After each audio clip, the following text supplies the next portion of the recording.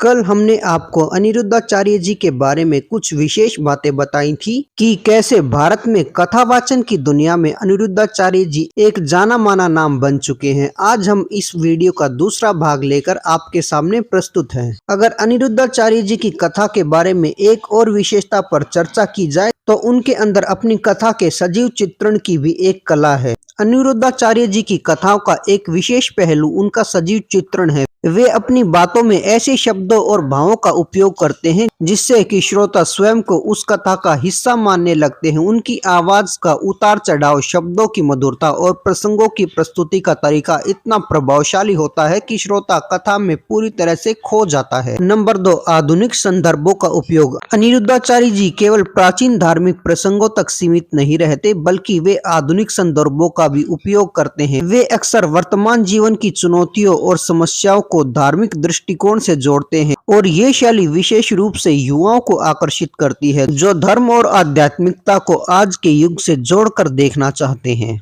Number 3, भक्त और गुरु का जुड़ाव। अनिरुद्धाचार्य जी का श्रोताओं के साथ जुड़ाव भी उनकी शैली का एक महत्वपूर्ण पहलू है। वे न केवल एक कथावाचक के रूप में अपनी भूमिका निभाते हैं बल्कि भक्तों को अपने श्रोताओं के रूप में स्वीकार भी करते हैं। उनका सरल स्वभाव और मधुर व्यवहार श्रोताओं को उनके और भी करीब लाता है। अनिरुद्धाचार्य जी की कथाओं की भाषा अत्यंत सरल और प्रभावी होती है। वे अपनी बातों को बेहद ही सरल और स्पष्ट शब्दों में श्रोताओं को समझाते हैं जिससे कि श्रोता इसे आसानी से समझ सकते हैं। भक्ति और ज्ञान का संतुलन। उनकी कथाओं में भक्ति और ज्ञान का ऐसा संतुलन होता है जो उन्हें अन्य कथावाचकों से अलग करता है। वे केवल कथा सुनाने तक सीमित नहीं रहते बल्कि अपने भक्तों को जीवन के गहरे आध्यात्मिक और नैतिक मूल्य भी सिखाते हैं। तो इन बातों का ये निष्कर्ष निकलता है और हम ये कह सकते हैं कि अनिरुद्धाचार्य जी कथावाचक के रूप में अपनी भूमिका अच्छे से निभाते हैं। उनकी शैली सिर्फ एक धार्मिक अनुभव नहीं है बल्कि ये भावनात्मक और आध्यात्मिक यात्रा है जो श्रोताओं को उनके जीवन के हर पहलू में प्रेरित करती है। उनकी कथाओं में छिपे गहरे संदेश उन्हें भारतवर्ष के